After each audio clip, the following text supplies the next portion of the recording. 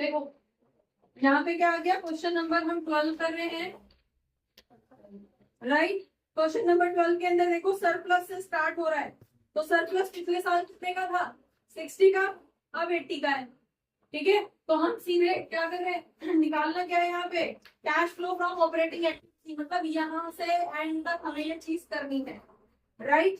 तो अब निकाल दो जरा, कितना रहेगा आपका सरप्लस, कितना है सरप्लस आपका आ रहा है कितना, 20,000 का आ रहा है। जब भी 2 साल की वैल्यूज दे रखी है तो उसका डिफरेंस आपको यहाँ पे लेना है, क्लियर है। चलिए नेक्स्ट, अब यहाँ पे trade receivables, provision for depreciation, inventory, यहाँ तो सीधे इन पे आ गया, मतलब कोई टैक्स वगैरह की एडजस्टमेंट नहीं रखी है, कोई टैक्स से रिलेटेड वैल्यू, तो हम इसी वैल्यू को क्या मान लेंगे, net profit before tax and extraordinary item, क्योंकि ना तो टैक्स की डिटेल कोई दे रखी है और ना ही आपकी कोई एक्स्ट्राऑर्डिनरी आइटम की डिटेल यहाँ दे रखी है, तो यही हमारा क्या बन जाएगा, यही सरप्लस हमारा क्या होगा, इसको हम लिख देंगे क्या, net profit before tax and extraordinary item. Done. अब देखो इसमें से क्या क्या चीज यहाँ पे है जो क्वेश्चन के अंदर दे रखी है, देखो क्या चाहिए, डेप्रिसिएशन चाहिए, एडवर्टाइजेशन चाहिए, अगर कोई इंटरेस्ट पेमेंट हुई है तो वो सब हमें यहाँ चाहिए, लॉस हुआ है तो चाहिए। देखो यहाँ पे आपके ट्रेड रिसीवेबल तो करंट एसेट करंट लायबिलिटी का, उनको भी छोड़ दो, क्या दे रखा है, प्रोविजन फॉर डेप्रिसिएशन, डेप्रिसिएशन हमें यहाँ चाहिए इस सेक्शन के लिए, सेक्शन वाइज बढ़ते चलो, इस सेक्शन में हमें ये सब चाहिए, तो डेप्रिसिएशन दे रखा है, पिछले साल कितने का था डेप्रिसिएशन, 30 का, इस साल कितने का है 40 का, तो ये टोटल डेप्रिसिएशन है। तो अगर पिछले साल 30 था, इस साल वो टोटल हो गए 40 हो गया है, मतलब कितना बढ़ा है इस साल में, इस साल में कितने का डेप्रिसिएशन लगा है, राइट। तो हम यहाँ पे क्या करेंगे, डेप्रिसिएशन को ऐड करते हैं या माइनस करते हैं, डेप्रिसिएशन प्लस कर दिया, डेप्रिसिएशन तो प्लस होगा ना, ठीक है भाई। और देखो क्या आइटम दे रखा है, इन्वेंट्री, अगेन आपके पास वो हो गया, गुडविल दे रखी है जो इस सेक्शन से बिलोंग करती है, ठीक है। जो करंट एसेट और करंट लायबिलिटी है उनको हम इस सेक्शन में आगे देखेंगे, अभी फिलहाल इनकी बात हो रही है। डन। तो क्वेश्चन में से वही वैल्यू ढूंढते जाओ इसी सिस्टमैटिक ऑर्डर के अंदर। तो आपके पास दूसरी वैल्यू गुडविल की दे रखी है, पहले कितनी थी 38 की, और अब कितनी हो गई है 30 की रह गई है, तो क्या हुआ है, ये एमर्टाइजेशन हुआ है, एमर्टाइजेशन ये, तो क्या करोगे एमर्टाइजेशन को, प्लस गुडविल एमर्टाइजेशन, कितने का 8,000, फिर से प्लस हो जाएंगे, गुडविल एमर्टाइज हो गई, राइट। समझ में आ रहा है। अब चलिए, और कोई आपको वैल्यू दे रखी है, नहीं और कोई भी नहीं दे रखी है, बाकी सब current assets and current liabilities है, समझ में आ गया। तो ये वैल्यू क्या निकल गई आपकी यहाँ पे, बता दो, 2030 कितनी, 38,000 क्या आ गई है, और क्या, before working capital change, right. तो एक वैल्यू निकल गई आपकी, ठीक है। यहां तक हो गया क्वेश्चन सॉल्व। अब यहाँ पे आ जाओ, डन। तो देखो जरा किस किस के बढ़ने से अब क्या है, बाकी क्या हमें क्या करनी है, current assets current liabilities deal करने हैं, एक एक करके देखो। ट्रेड रिसीवेबल्स क्या होते हैं पहले ये बताओ, करंट एसेट्स है current liabilities, trade receivables current assets, right. अब देखो ये बढ़ रहे हैं या घट रहे हैं, पहले 31 थे, 31,000, अब 25,000 है, घट रहे हैं।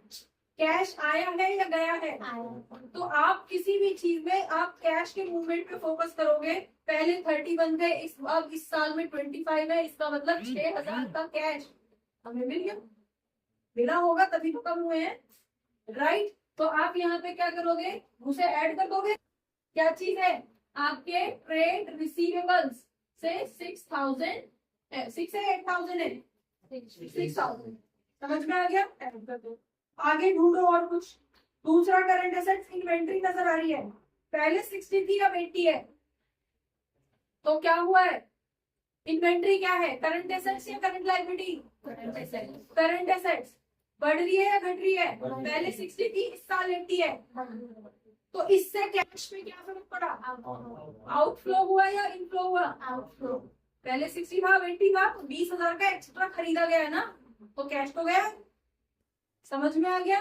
तो आप यहाँ पे क्या करोगे, उसको इन्वेंट्री को क्या करोगे, 20,000 की इन्वेंट्री माइनस हो जाएगी, चाहे तो सीक्वेंस वाइज लिख लो, दो वैल्यू प्लस की हो प्लस कर दो, दो वैल्यू माइनस की हो माइनस में कर दो, चाहे तो ऐसे हेडिंग बना के लिख लो कि ऐड वाली चीजें एक साथ और माइनस वाली चीजें एक साथ, आपकी मर्जी में।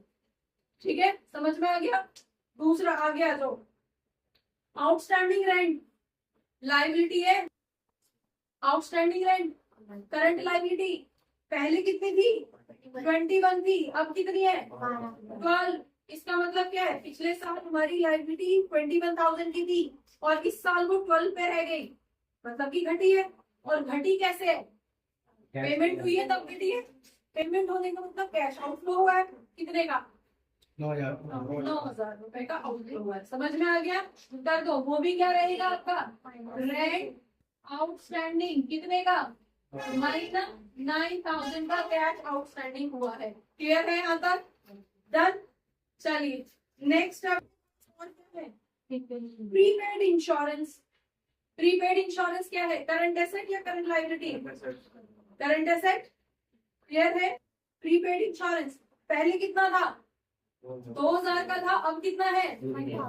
इसका मतलब क्या है, पहले आपने 2,000 पे कर रखे थे, अब आपने सिर्फ 1,000 फंसा रखा है, तो 1,000 तो आपके पास है। करंट एसेट क्या हो रहे हैं, फॉल। आपके पास करंट एसेट आपका क्या हो रहा है, फॉल हो रहा है, तो क्या करोगे आपके पास, सॉरी करंट एसेट आपका फॉल हो रहा है, क्या करोगे ऐड करोगे। डन, तो क्या लिखोगे, देखना ये उसके अंदर आगे ना कवर हो रहा है नहीं, या ऊपर करूं। प्रीपेड इंश्योरेंस या एक्सपेंसेस क्या है, ऐड करने हैं, कितने के 1,000 के ऐड करने हैं। समझ में आ गया। इसमें बहुत ध्यान देना, जब शुरू में आप क्वेश्चन करते हो तो इसमें बहुत मिस्टेक करते हो। ठीक है, ये प्लस करना था या माइनस करना था। नेक्स्ट आपके पास ट्रेड पेबल्स क्रेडिटर्स, पहले 19 थे अब 13 बचे हैं, इसका मतलब 6,000 की पेमेंट हुई है क्रेडिटर्स। समझ में आ गया, पेमेंट हुई है तो माइनस करोगे क्या चीज, क्रेडिटर्स, कितने का 6,000 रुपए का माइनस करोगे। क्लियर, और तो कोई वैल्यू है नहीं, टोटल 38 कितना हो गया ये 38 और ये 7 आपके पास हो गया 45। तो इसमें से आपने कितना माइनस कर दिया 29 और 6 35। तो 35 आपने माइनस कर दिया, 45 में से कितना आएगा 10,000 रुपए का डिफरेंस आएगा। तो 28 क्या बता रहे हो, अच्छा अच्छा ठीक है। चलिए क्लियर है, तो फाइनली आपके पास क्या निकला ये 10,000 क्या निकला है, पॉजिटिव नेगेटिव पॉजिटिव वैल्यू। तो इसको क्या बोलोगे, कैश फ्रॉम ऑपरेटिंग एक्टिविटी। यहाँ पे लिखिए बहुत नीचे हो रहा है वो, तो कैश फ्रॉम ऑपरेटिंग एक्टिविटी कितना आ गया 10,000 आया है। राइट, एक और चीज, जब यहाँ पे कई बार आपको ये नहीं पता होता कि कैश फ्रॉम लिखना है या कैश यूज्ड लिखना है, तो जब वैल्यू पॉजिटिव आएगी तो क्या लिखोगे cash from operating activity, cash from investing activity, cash from financing activity, मतलब फ्रॉम वर्ड यूज करोगे। और यही अगर वैल्यू नेगेटिव में आएगी माइनस, तो यहाँ कैश फ्रॉम ना लिख के क्या लिखोगे cash used in investing activity, cash used in financing activity, cash used in operating activity. तो वहां पे फ्रॉम वर्ड ना आके क्या आ जाएगा यूज्ड वर्ड आ जाएगा। तो ये छोटी छोटी चीजें जो आपको ध्यान रखनी है। राइट, समझ में आ गया कैसे करना है क्वेश्चन। चलिए बच्चों, होपफुली बहुत सारे डाउट्स इस क्लास से रिलेटेड, इस टॉपिक से रिलेटेड आपके क्लियर हुए होंगे इस क्लास को देखने के बाद में। अगर रियली आपके कुछ डाउट्स, आपको ये क्लास अच्छी लगी है तो आप इसको लाइक करिए, सब्सक्राइब करिए और अपने फ्रेंड्स के साथ शेयर करिए। Thank you for watching, keep watching, don't forget to share, keep sharing. Thank you.